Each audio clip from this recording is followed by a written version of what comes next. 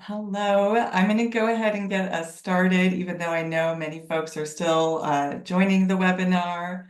But I'm going to go ahead and kick us off. My name is Jessie Mandel. I'm the National Program Director here at Healthy Schools Campaign. Thank you all for joining us today to celebrate the 10th anniversary of school Medicaid expansion. We're so thrilled to be together with you all to mark just how far we've come and the work ahead to keep building on this progress. And many thanks also to our co-hosts, the Georgetown Center for Children and Families, to AFT, and Mental Health America. Thank you all. Healthy Schools Campaign has been on this school Medicaid journey for a decade alongside many of you.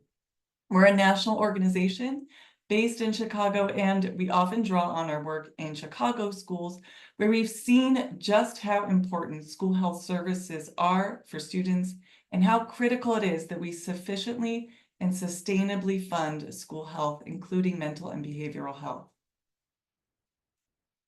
Now, before I walk through our agenda, let me first just remind you of a few housekeeping items. We are recording today's webinar and we'll email out the recording, slides, and additional resources following the webinar. And also you can submit your questions at any time. You can ask questions to the speakers through the Q&A or share questions or comments to all participants through the chat. Now, looking at today's agenda, we're so excited to be joined by incredible speakers. Healthy Schools Campaign President and CEO Jennifer Tani will kick us off and introduce our first speaker, Joaquin Tamayo, the Vice President of Policy at Community Schools, who will share opening remarks about this school Medicaid milestone. We will then hear from Cindy Mann, former Deputy Administrator with the Centers for Medicare and Medicaid, who signed the revised school Medicaid policy in 2014. And following her remarks, there'll be time for questions as well. And then we'll provide a brief overview on the current status of school Medicaid expansion across states and hear the perspective on expansion from Michigan School Services Policy Specialist, Kevin Bauer. Now, just some brief context, as many of you know, before we dive into the agenda today, before we dive into introducing the speakers today, that is. As many of you know, Medicaid-funded school health services are an essential part of the school health ecosystem. There are many different models for delivering health services in schools, and they play complementary roles in meeting the needs of students. But when we talk about the school Medicaid program, we are focused on providers who are employed by or contracted by the school district and the services they provide in a school setting. Next slide. Medicaid has always been a significant source of funding for schools, but before 2014, Medicaid only paid for services included in students' IEPs, individualized education plans, or students' IFSP, individualized family service plan. Then, as we'll be hearing about today, in 2014, CMS made a policy clarification that schools can be reimbursed for the services provided to all Medicaid enrolled students. And this created a new opportunity for states to expand their school Medicaid program to students beyond those with an IEP, opening up the door for states and school districts to receive even more federal revenue and support for school-based health services. This change, its significance, and its impact are what we are marking today. And now I'd like to turn it over to Healthy Schools Campaign's President and CEO, Jennifer Tani. Thank you, Jennifer, for being here. Thank you so much, Jessie, and good afternoon, everyone. We are thrilled with an incredible turnout today to celebrate this important milestone in school Medicaid. As you'll hear today, school Medicaid expansion has and will continue to be a critical way for schools to increase and sustain health services, and for education and health systems and leaders to partner and work together for student health and healthier schools. As we look ahead to the next few years of the program, HSC will continue to advocate for the national, state, and local success of the school Medicaid program. Through education and our advocacy, we are committed to keeping this program strong and growing into the future so that all students can access the essential school health services they need to thrive. That's why I'm thrilled to introduce one of the key people who made this program what it is today and had a vision for how education and health sectors could partner for student success. Joaquin Tamayo. At Communities in Schools, Joaquin is a leader and a champion for whole child education policy. His work at Communities in Schools reflects a career dedicated to supporting students. From a teacher in Los Angeles to a chief of staff and senior advisor in the Biden-Harris administration, expanding programs for students. Joaquin has played a pivotal role in ensuring all students have the integrated support and opportunities they need to thrive. We are also grateful for Joaquin's past service as a Healthy Schools Campaign board member. Thank you so much, Joaquin. Thank you, Jennifer, for that really kind introduction.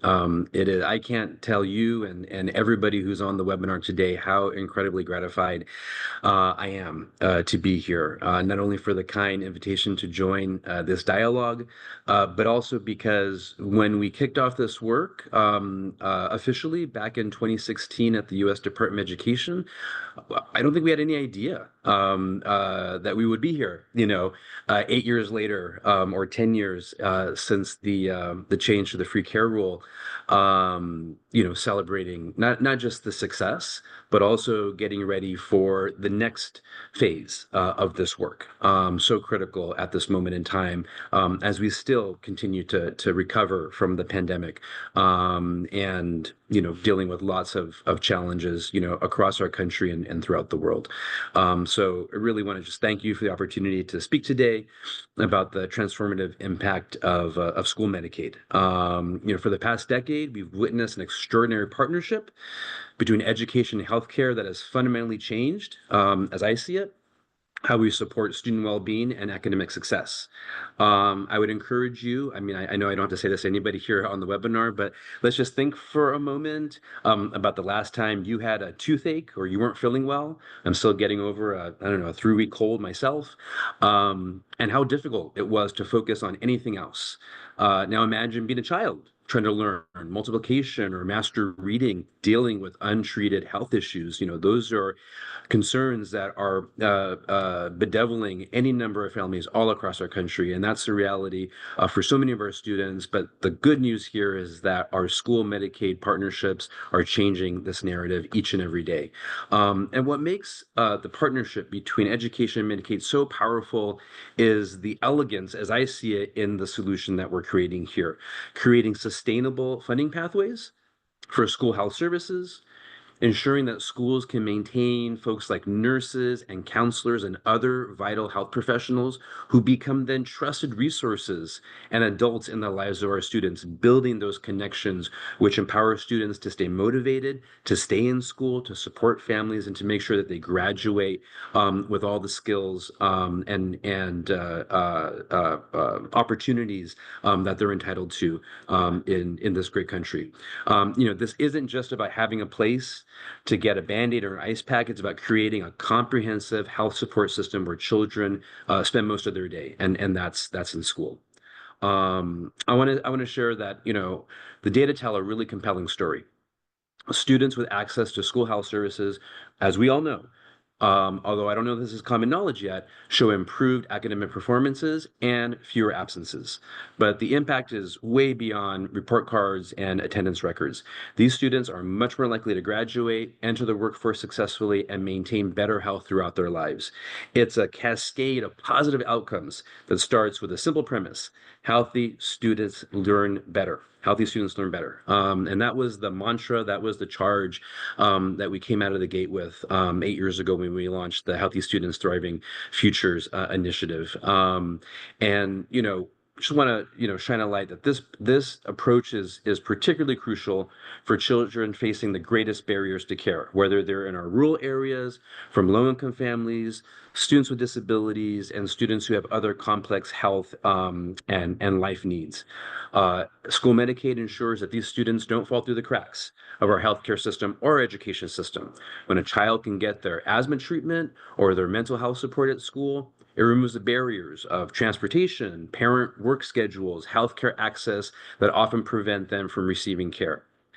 As we celebrate 10 years of innovation in this space and we look forward to the next 10 years of growth and potential and promise, we're seeing the power of partnership at all levels. Education, healthcare sectors are no longer, well, I should say this, not that they're no longer in operating silos, but what you've done, everybody on this webinar, Healthy Schools Campaign, and all of our partners, you're breaking down those silos each and every day, showing the American public what is possible when we can elegantly and sustainably integrate our systems across education and health, so that students receive the support they need to thrive in school. State leaders and school districts are collaborating in unprecedented ways, thanks to all of your efforts, sharing resources and expertise to create programs and policies and opportunities that work for their unique populations in their state and local context. And that is fundamental, and that is key. This collaboration between education departments across the country and state Medicaid agencies has become a model for how government services can work together effectively. It's particularly remarkable in an era of limited resources. School Medicaid helps states stretch their dollars further, creating efficient systems that serve more students without duplicating efforts. The success stories we've seen across the country are inspiring, but they're really only the beginning. Every state, as you know, has the opportunity to build a program and build a collaborative environment that reflects the unique needs and circumstances of their local populations. Whether it's expanding mental health services in urban schools or bringing specialized care to rural school districts, School Medicaid provides the flexibility and the foundation to make it happen. As we look to the future, I hope that we will continue to build on this decade of success. Really, and let me just, editorial point here. This program, the Healthy Students Promising Futures, the School Medicaid work really, I guess, I got off the ground around 2016, and through all the changes over the last 8 years, and I don't need to, belabor the point in terms of the change that we have encountered in our country and across the world with the pandemic and lots of other changes. And yet this collaboration and this approach and this work is sustained and is continuing. And as somebody who's had the privilege of working now in 2 federal administrations, that this collaborative approach has really cracked the nut in terms of how to make it possible. I just can't say enough about that. And I really hope that everybody on this webinar, that you can do what you can to spread the good news, to let people know what's happening here, that there is hope, that there is promise here, about how we can tackle so many other critical areas where we need to break down those silos and integrate our systems. And School Medicaid and the collaboration between education and healthcare really are pointing and shining the way for millions and millions of kids and families, all across the country. As you know, every child deserves access to health services that support their ability to learn and to thrive. And with this work, we're not just investing in healthcare, and in education, we're investing in the future of our communities, of our workforce, of our nation. I can't say enough. I'm so grateful that you are still doing what we're here to do to make sure that the next generation have all the opportunities and all the benefits that come from when we work together to thread this needle. And I just want to thank you so much for all of your time, all the efforts that you continue to extend on behalf of America's children. And best of luck in the future. Best wishes for a healthy and prosperous 2025. Thank you so much, Joaquin. Thank you for inspiring us all to keep telling the story of why and how this program makes a difference, lifting up our collective voices so that we can continue to strengthen this program for all states and school districts. And the word you used, elegant, is the best word to describe this. Truly, truly an important pairing. So I'm now thrilled to introduce our keynote speaker for today, Cindy Mann. Cindy Mann served as the Deputy Administrator of the Center for Medicare and Medicaid Services Services, or CMS, where she led Medicaid and CHIP services for more than 5 years during the implementation of the Affordable Care Act. Cindy is currently a partner with Manat Health.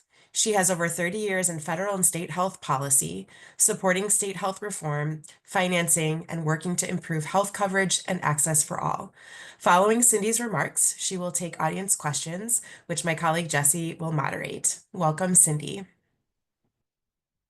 Thank you. And it is truly a pleasure to be here. And to celebrate this, I like it too, the elegant collaboration that is deepening around the country, thanks to a lot of the work that you guys are driving and certainly tracking and keeping us all knowledgeable about. So thank you for your invitation. And I really look forward to the rest of the agenda, where I can hear what's on your people's minds and what kinds of initiatives you're embarking on, and hopes and dreams for the future. But first, let me just clear up a little history. So I'm going to start with the history. I had to laugh when I saw the description that I signed the policy statement that changed the free care policy, or got rid of what was fondly known as the free care policy. It is a very thoughtful and careful way to word things with government actors, right? You're an official, you're in charge of something. You are the one that signature is really at the bottom of the letter, but we all know, like, did they really know what they were signing? What was going on? Are they aware of the policy? Do they even know it exists? Did it happen? Whatever. So those are all very, very reasonable questions. And there are certainly some things while I was at CMS and directing the Medicaid and CHIP programs that I didn't fully drive. But let me just say, on this one, on the free care policy, I was a woman with a mission. So let me give you, and I don't credit myself with triggering that mission. So before I directed the Medicaid and CHIP centers at CMS during the Obama administration. I started in 2009. But I had a small stint at what was then the Healthcare Financing Agency. So it was the name for CMS before CMS, at the tail end of the Clinton administration. And I directed the group around kids and children in that capacity. And the person who was the director for the Medicaid director was Tim Westmoreland. And Tim, I hadn't known very well. He was on the Hill. He is still a public health guy. Didn't know a ton about Medicaid, but knew a fair amount, and was asked to jump into at the end of the administration to help keep the program moving in a positive direction for those 18 months. But as a public health guy, he came to me and he said, I came at the same time he did, and he said, Cindy, I see that people who are eligible for Medicaid can go to a community clinic that's giving out free TB shots and care for tuberculosis. Again, he's a public health guy. They don't have much money to do this. And they're providing, this is a Medicaid service to Medicaid beneficiaries. Some are Medicaid, some are not, but they provide their services for free. And they were told they can't bill Medicaid. Why not? And so there ensued an effort that Tim led, actually, to try and get rid of this, try and dig into this policy. Why is it there? Is it legally required? Why can't we change it? Whatever. We got through that 18 months. It was a busy 18 months, and he did not get that policy changed, much to his chagrin. Tim and I have remained friends. And when I went to CMS again in 2009, I didn't say directly to him, but clearly high on my list was to get rid of the free care policy. And Tim is a public health guy. I'm a kids gal, right? I co-founded the Center for Children and Families. So my vantage point was kids, and realizing that this policy meant that kids couldn't get, or schools couldn't get, and states couldn't get reimbursement for Medicaid when they provided a service to children in school if they didn't otherwise charge for that service. So I was a woman of mission. I told you I got there in 2009. The policy came out in 2014, which gives you a little sense that, you know, the government moves slowly, but we also had the Affordable Care Act to implement. So we were a little bit busy. So we dug into it, and the policy, nobody was ever clear why the policy got started, how it got started, when it got started. But it seemed to me not legally required and potentially unlawful, standing on its own. We also saw there a lot of other issues that was really stalling the effort to deliver medical services to kids in schools beyond the IEP. The mechanics for identifying your costs and for school districts to put in a claim if they were brave enough to try for it was very complicated. We had an administrative claiming guide at that time. It was written by a lovely guy who really cared about the program, who worked at CMS, really cared about the program. He was very smart, but very weedy. And implementation was not his specialty. So it was just an enormously complex and burdensome administrative claiming guide. The other thing is that while schools districts have responsibility under separate law outside the Medicaid law, as you all know, to provide services to a child who needs who has an IEP, they're not on the hook to provide other services unless there's a state law, like let's say to provide vision screening or dental screening. But they put out the money to provide the service. And then if they did all that paperwork that my friend at CMS required, and they drew down some federal dollars, they didn't often get the federal dollars. The federal dollars would go back to the Medicaid program or even just to the state treasury. So schools were saddled with a lot of paperwork, not easy paperwork, doing all the business of arranging everything, and they weren't necessarily financially getting any financial relief for it. So the take-up was also pretty limited, schools having other things to do with children besides all thinking about their healthcare. So it was clear we needed a new mechanism for claiming, we need new policy, and we also needed to really revisit the incentives so that the dollars lined up where they needed to be. So that's really what was happily unleashed with the school claiming guide and the reversal of the free care policy. And I'm really enormously energized by the long overdue attention to school-based health services and the opportunities that all of those changes present, right? We really do have at least the ingredients now to take the vision of kids getting care where they are, when they need it, appropriately, good quality services, and the money appropriately flowing. We've got the ingredients to make that happen. You've been making it happen in states and communities all over the country, and I think the opportunity is ripe to really do more. There's been a real push by the Biden administration, driven a lot, I think, by the behavioral health crisis that children and youth are experiencing. And so they put a lot of energy into it. They put out grants, as you've noticed, and providing technical assistance. And the folks running it, if you haven't been connected to them, are really as passionate about school-based health services as you all are. So there really is an opportunity to move ahead. I do not think this is a partisan issue. I think that we will continue to be able to explain the importance and the value of this service or the services at this setting, and engage some new leadership so that we can continue the progress that we've had.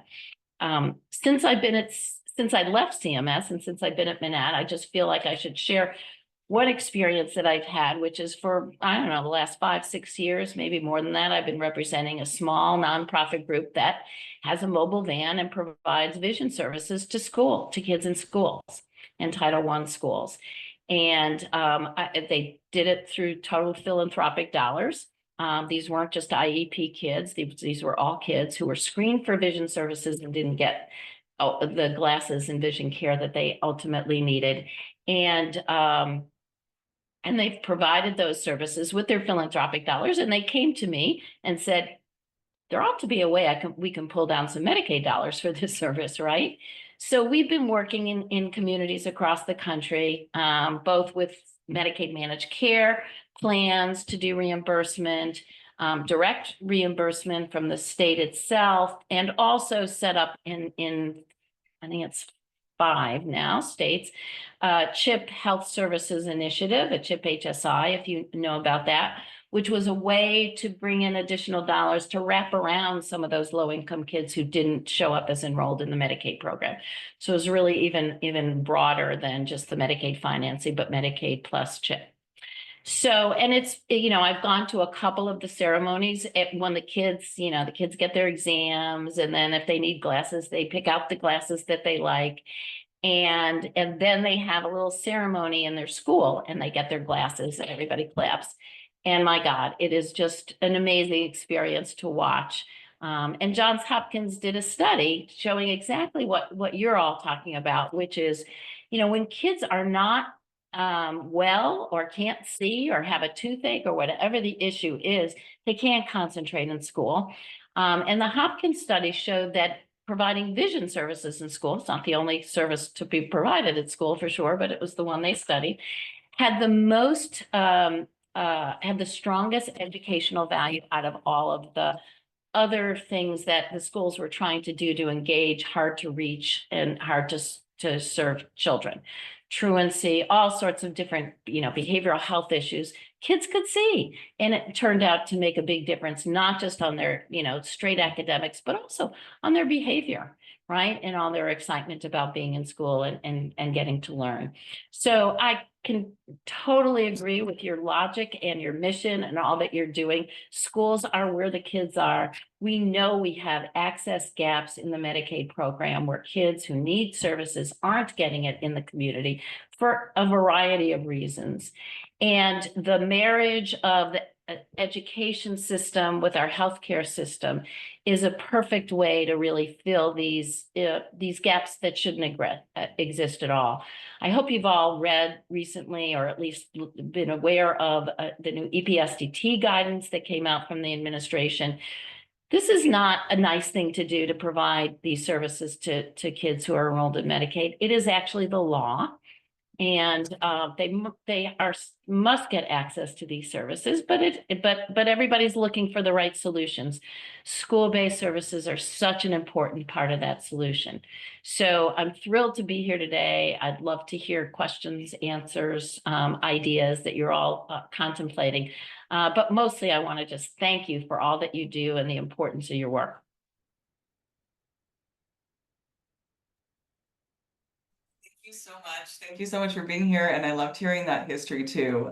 So it was great to think about all that went into and the different people over the years that have brought us to this moment. So I do see a few questions coming in to the chat. So we'll sort through those. I think just to kick things off, I would love to just hear your thoughts on anything that, when you reflect on 10 years of this program and how it's unfolded, anything that's surprised you, anything that you didn't expect to happen. I just always think it's interesting to think about where we are and where things started off.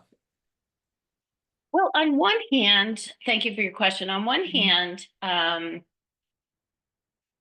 from time to time over the years, since the policy was changed, I would keep running into people, whether they were people in the education world or people in the healthcare world, who still thought the old policy controlled. So there's just this frustration of you wanted to scream it from the rooftops and make sure everybody was in there. But obviously, a letter coming out of CMS to Medicaid directors isn't always going to be, the page turner you want it to be for everybody who cares about kids and kids' health. So that was not so much surprising, but a little bit disappointing. But at the same time, what's been very rewarding is just to see groups like all of you here grab onto it and say, this is a really important change. We are now going to make something real happen for kids. So that's been a very rewarding and exciting experience. And I think we're just scratching the surface. So I think we've got a lot of places to go. Absolutely. And yeah, and I absolutely agree. It's a slow uptake, and I think we'll just see the momentum continue to grow. With that, I do see a question in the chat that I wanted to ask you about as we think about what lies ahead. The federal level, you know, we're talking a lot today about the role that Medicaid plays in schools, but the question is about some of the federal threats to Medicaid as well. And I'm wondering if you can talk about that and how you might see that impact funding for schools and for school-based health services. Yeah. Yeah. So there is a lot of talk about threats to the Medicaid program and potential cuts to the Medicaid program. And I read most of, at least anything I can find that gets written about it. And there's, you know, the criticisms, well, the cuts are being proposed mostly because some want to just reduce the deficit, right? And Medicaid is a big program, serves a lot of people, and is seen as potentially less hot button than Medicare or Social Security, which sometimes political leaders just swear off. I'm not going to touch it. It is also at the crosshairs for some who say, well, there shouldn't be government health care, right? We shouldn't have federal programs. We shouldn't have state programs. We should just have our private system of providing healthcare or clinics. So there's a lot of different components, but mostly it's to just get at some money. And it's gotten talked about in the context, for example, of paying for the new tax cuts that have been proposed, or for extending the tax cuts that would otherwise occur. And lots of I won't even say we're not quite to the point where we have proposals, but you have in different think tank compilations, like, what about this? And what about this? And what about this? I think at this point, the best way to think about it is there is a real potential for a reduction in the financing for the Medicaid program, a reduction in some of the federal dollars. And there's a couple of things I would say about that.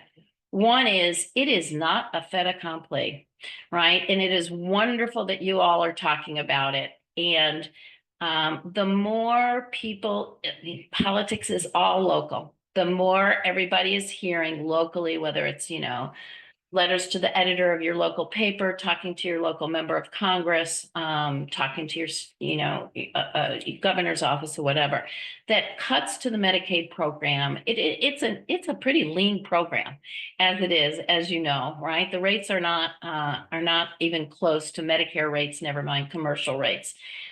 So when you cut dollars, big dollars out of the Medicaid program, people are going to get hurt. And the vast majority of people served by the Medicaid program are kids. And the rest of them are either their parents or people with disabilities or the elderly, right? People who really need those services.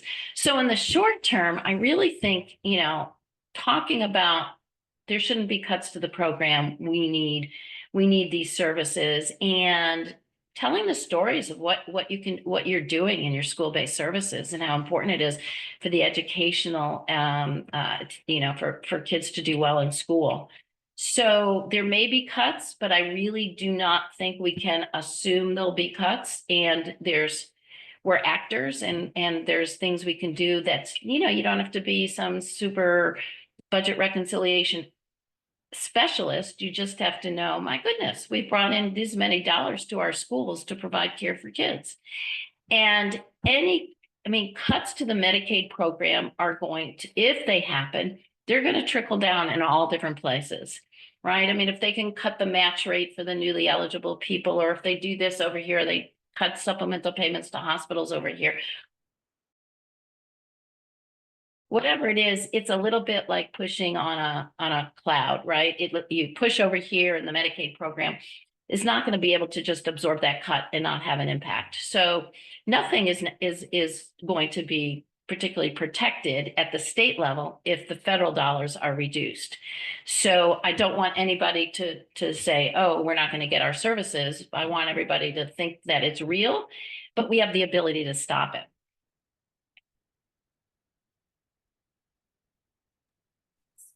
Yeah, and I think I just want to lift up again what you said about getting involved, sharing the stories of how this program makes a difference, of how Medicaid programs overall make a difference for students in all and for all populations. So thanks for sharing that. And you know, we'll be looking, I think we'll all be monitoring what's happening and do our best to continue to share the information about how it can impact access to care. I think one more question that I just wanted to ask you as we're thinking about what lies ahead too, and you started to touch on this a little bit, but just what else is happening more broadly in children's health that's new, that you're saying that's new and noteworthy that you think schools should be aware of from your perspective? You know, what else should schools be thinking about on the children's health front? Just broad I question think, there. yeah. I mean, one thing that's happening in a number of states, which I'm very excited about, and I've been working with a number of advocates in states on, is multi-year continuous coverage for kids. I don't know how much people are aware of it, but last year, it was actually 2 years, Congress passed a law that said all children enrolled in Medicaid should have at least 1 year continuous coverage. And about half the states had already adopted that policy as an option. But now they made it a mandate. And mandates in the Medicaid program are not common these days, right? We don't get them that often. So for Congress to stand up in the middle of unwinding and after the public health emergency and all of the issues that have been going on in the Medicaid program, to stand up and say, we want kids to, when they're on Medicaid, to stay and have stable coverage because that gives them, you know, access to the kind of continuity of care that is so important for kids. And so we just had actually today, another state got approved. So all states have had to do the 1 year continuous coverage starting in this last January. But several states, about a dozen now, and the last state that got approved today is North Carolina, have what's called multi-year continuous coverage. So it's age 0 through age 6. There's no magic to that. Some states could go to age 3, some states could go to age 12 or start at school and go through, you know, there's no rule about what it is. It's looking at younger children and saying how important that continuity of care is as a child is developing and beginning a school age experiences. So it's a real game changer. If you think about, you know, the on and off and churning in Medicaid, right? And that's a big issue for the school-based services, right? You set everything up, got the provider set in, whatever, and like bingo, you find out that Johnny just lost his Medicaid eligibility, right? He's probably still eligible, but the paperwork or whatever the issue was, had him lose his eligibility. And then either he doesn't get the service or the provider didn't know he wasn't eligible, provides the service assuming he was Medicaid eligible, and then find out, oh no, the claim is denied because he was off Medicaid for that month or whatever it was. So that continuity of coverage, both for the child's family, and the people, school and the health providers serving them, can really make a big difference. So we now have it for all children at age, you know, at all ages in the Medicaid program for at least 1 year. Got about a dozen states that are doing it for young kids. And then other states like Oregon have done 2 years continuous coverage for the kids 6 and over, right? So there's a real movement, I think, to grounded in the fact that kids need timely preventive care, timely interventions when there's both either a physical or mental health problem, and that that continuity of coverage is really important. So it's an area that I'd really look at, and happy to provide some more information on which states have adopted it. And it's pretty simple request to make. It does take a waiver, but it's a streamlined waiver that's been adopted. Again, I'm hopeful that it will remain an allowable policy under the next administration, but it remains to be seen. But I think we have to show that this is the right direction for kids and kids' health and education, and really make the case for that going forward.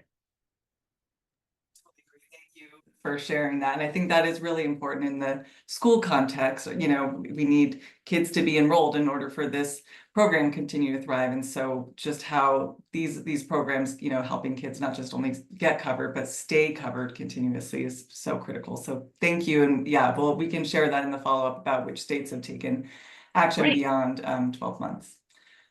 So thank you so much. I'm so thrilled that you were able to be here and share the history and think about what lies ahead. Thank you so much for being here and for all the work you've done for this policy, but also for kids' health, for kids more generally over the course of your career. So thank you so much for being here. It's really just an honor to have you And here, back so. at you, all of you do the same things. We're all working together to get the same results. So thank you.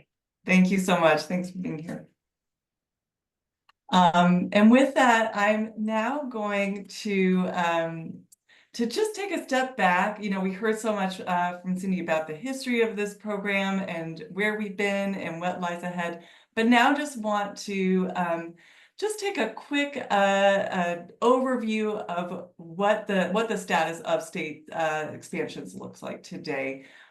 So today, as you can see here in this map, 25 states have taken action to reimburse for services outside the IEP. And so this map shows how which states have taken action to expand their school Medicaid program, but we know that there is activity churning just below the surface in many of these white-colored states. There's exciting work happening. We're hearing about it all the time. So we really do expect many more states to be submitting SPAs, to be turning green soon. And even in those green states, even those states that have taken action, they still have an opportunity to go further, to keep strengthening their program, to fully leverage Medicaid for better student health and educational outcomes. Next slide. Now, we really are seeing clear data that states and school districts are seeing the financial impact and benefits of expansion. 10 years in, we've seen states really benefit from the program. And so this is just a snapshot of some of the federal revenue coming into states that we wanted to highlight today. For some states like New Mexico, Illinois, they expanded more recently, but they're already seeing the results. For example, in just the first year of expansion, Illinois saw almost $18 million in additional revenue, in additional federal funding. And this is revenue coming into schools, available for school districts. So it's so important, especially as we know that many states and school districts are facing limited health budgets and stretched resources now. Now, this is, of course, just a snapshot, and you can see at the link that at the bottom that we have information about more states that have taken action. But it's also important to note that the list of states we have here, these are all states that have adopted comprehensive school Medicaid expansion policies, so that all eligible students, all eligible services and providers are covered in schools. And states that expand comprehensively are really set up to fully leverage the program and not leave money on the table for schools and for students. Next slide. Now, as we've been discussing today, we really are in a moment for school Medicaid, and things are changing quickly on the school Medicaid landscape. So here at Healthy Schools Campaign, we're tracking what's happening across states and have resources for you all to stay up to date. On our Healthy Students Promising Futures website, we have an interactive map to explore what's happening in states and across states. And hot off the press, we have our state expansion tracker that we just updated to include information on the latest, including state grant activity too. So please go ahead and check that out. Check out these resources, and also please let us know if anything in your state needs updating, anything we've missed, anything we should include. I think what we've been hearing today is this really is a collective effort, and so we have and will continue to strengthen the role of Medicaid in schools by working together to share information, ideas, and for cross-state learning. So with that, that's really a perfect segue to introduce our final speaker. Next slide, please. Who's been a leader in really harnessing the power of this program, of the school Medicaid program in his state of Michigan, and helping to not only grow the program in Michigan, but also to grow a network of learning and ideas across states. Dr. Kevin Bauer has been the Medicaid policy specialist for the Michigan School Services Program since 2012. He has been through OIG audits and the state plan amendment process, and is working closely with the Michigan Department of Education and Michigan school districts to maintain one of the country's most effective school Medicaid programs. He's also past president of the National Alliance for Medicaid in Education, or NAME. So Kevin, thank you so much for joining us and sharing a little bit about the state perspective of what's been happening in Michigan, what lies ahead, and how you've made it work so effectively. Yeah, thank you for the opportunity to just speak on our program a little bit. And actually, when I first moved into policy was in 2012, like you said. And when I moved up from our audit team to policy, one of the things I said in 2012 was we need to find a way that we can bill for services outside of the IEP. And of course, then in December of 2014, we got the Dear State Medicaid Director letter that allowed that to happen. And at that point, we were able to start moving forward to build our program. And the big discussion at first was, are we going to just expand for behavioral health, or are we going to expand across the board? And what I did was I pushed for to expand across the board, because at the time we were 49th and 50th in the nation in 2 polls on the number of nurses we had in the school, which to me, no matter how good your program is, if you're last in the category of nurses in the school, you don't have an excellent program. So that was one of the things. And when we expanded, what we found is that we had virtually no increase in OT and PT, which is what we expected. We had a very small increase in speech. We had a moderate increase in nursing, but we had a very significant increase in behavioral health in the schools. So what we did was we submitted a state plan amendment at the end of 2018. It was approved in August of 2019, and we went active with the new program October 1st, 2019. So it was a very quick turnaround, and a lot of good work from CMS that allowed that to happen. Now, I'd like to say that after the expansion, we all joined hands and everything was glorious and happy, but unfortunately that was not the case. There was still a lot of work required because we did stand up so fast. One of the things that came along right after we expanded was COVID. So there was a number of things that were instituted at that time, especially in the world of telemedicine. And one thing I told people is that if we didn't emerge from the pandemic better than what we went in, then we failed our students. And one of the things that we did was we took a lot of our telemedicine policies that we implemented because of COVID and made those permanent policies, the ones that really were appropriate in a post-COVID environment to go ahead and make some of our OTs, our PTs, certainly our speech, our behavior health are all allowed via telemedicine now, as well as in person. So that was one of the ways that we continue to grow. The others are, we're always looking for provider types that can help out. For example, we have a shortage of social workers, particularly in our Upper Peninsula. So one thing that we did was we added marriage and family therapists because their credentials mirror that of a social worker. And we were able to expand these services in our school because of that. And also, once again, we were able to expand by using telemedicine as well. One thing that we found when we talk about growing pains a little bit, however, is that I expected that because we had a robust school-based services prior to our expansion, the information would be shared freely between the special ed side of the house and the gen ed side of the house. And unfortunately, that was slow to happen. So what we're doing now is we're concentrating on just getting a lot of training out there, training for our leadership in the schools to show them what the possibilities are by embracing the expansion population and making sure that we expand as much as we can. And the other is we're actually getting our new clinicians in there, because we found that with the influx of clinicians, it's not a train your own people anymore, that we have to get that knowledge base up before we can allow that to be generational training. By generational training in the schools, I mean, you know, a generation is 3-4 years before you have to do that. But if you have enough knowledge out there, it tends to transfer from person to person. So what we have is we have some very in-depth training coming out for both our school leadership and also for our individual clinicians when it comes to, you know, writing plans of care and medical necessity and the importance of random moment time studies and things like that. So the work continues, you know, and we're constantly trying to find ways to improve upon that. One thing that generates a lot of attention is the fact that we do allow billing for 30 calendar days in the absence of a plan of care, which is under the guidance of EPSDT. So I encourage everybody, dig through the EPSDT guidance that we recently received and see if there's opportunities for your states to benefit from that, as we are digging through right now. So that is the short of our expansion. One thing that we did do, and you know, you heard me talk about how nursing was one of the areas we targeted. And since our expansion, we have increased our nursing by about 5 times what it was before the expansion, and behavioral health by about 200% now.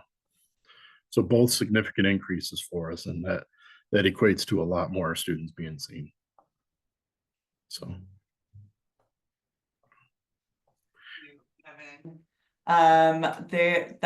That's great, and there are so many questions that I was trying to decide where to start. I think one, you know, you talked a lot about the training, and so I see a question that's come through just about the resources that you've all developed to show county school districts how to do this. And can you just talk a little bit about how you develop those trainings, how you work with, you know, collectively with your education department on this, and then we can also share some resources following this webinar that can be used to help school districts as well. Yeah, one thing to keep in mind is Michigan is a cost-based reimbursement state, so everything is based on cost. And when we put together trainings, we always have to keep that in mind, because it's a little bit different. You know, you have to get out of everybody else in Medicaid is pretty much bill this, get that, free for service, but we work a little bit differently. So we have to generally stay within our schools, within our providers that know how how the system works, really. And we have a very healthy collaboration, not only with DHHS, which includes Medicaid, but also with MDE, because you know, there's certain aspects that you have to make sure that you address when you're writing policy or trying to expand or develop training materials. We do have work groups that meet quarterly to ensure that we are trying to get the best information that we can out there. Then that goes to a general meeting, which is our implementers meeting, which also meets quarterly. That was from 1 to 3 o'clock today. So I left there and jumped into here. So we also have an annual summer conference of 2 days. And, you know, we've had some other states join us for that to see how things go in Michigan and get some ideas from us and get some assistance and things like that. We involve our schools every step of the way, because I always say you don't write policy from an ivory tower. You know, I can write what I think is the most amazing policy in the world, and I've done it before, only to have somebody say, do you realize what this is going to do to us? I'm going, no. So you have to include your schools to help you out there. You know, they're the ones that are going to be in the trenches actually doing what you're trying to make happen. So it's important that you include them as well. You know, and thank you for that answer. And I think on that note of including schools, there's a question in here about what are some ways we can get our state to be more inclined to take advantage of this program, and maybe not think of it, you know, how to think about it in a way that really appeals to a broad range of stakeholders. And I was, you know, thinking about including school districts, how important that is, but anything else that you could say about really how to get states that maybe haven't taken up this option, how to encourage them to look at this. That's a really tough question because, obviously you have your champions in each state, and, get together with those champions. For us, we had some advocates that we usually, don't see in the schools, and that they were able to approach our legislature to get support there.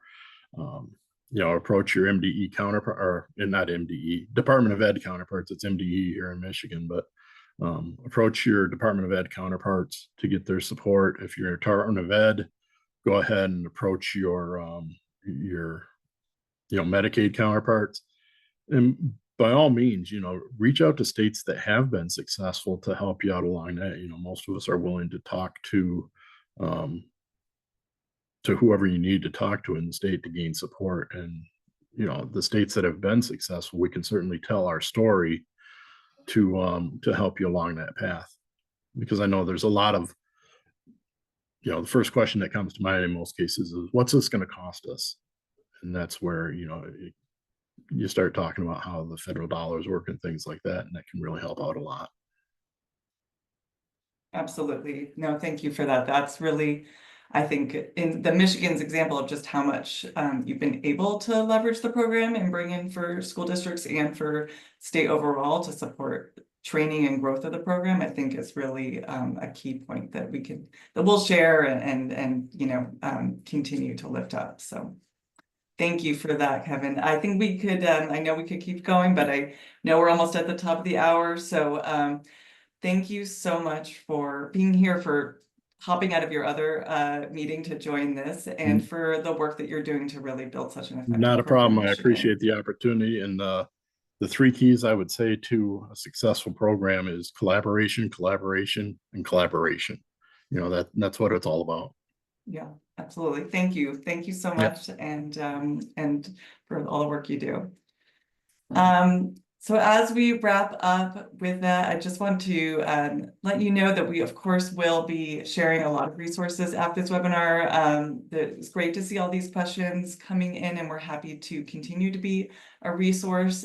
These are some that you can see here. And if we go to the next slide, I think what I also wanted to mention too is just how important it is, as we heard today, to continue to tell the story of this program and discuss the impact that it's having in your state, or that it could. And so we have a campaign going to lift up the school Medicaid program. You can join us through the hashtag #ThanksSchoolMedicaid and post a short video or message describing how your state or school community has benefited from expanding school Medicaid, and why a strong Medicaid program overall is so critical for student wellness and for K-12 budgets. And really, that's what we are aiming to do, is to keep this program strong and to help ensure that all school districts and states are able to benefit from it.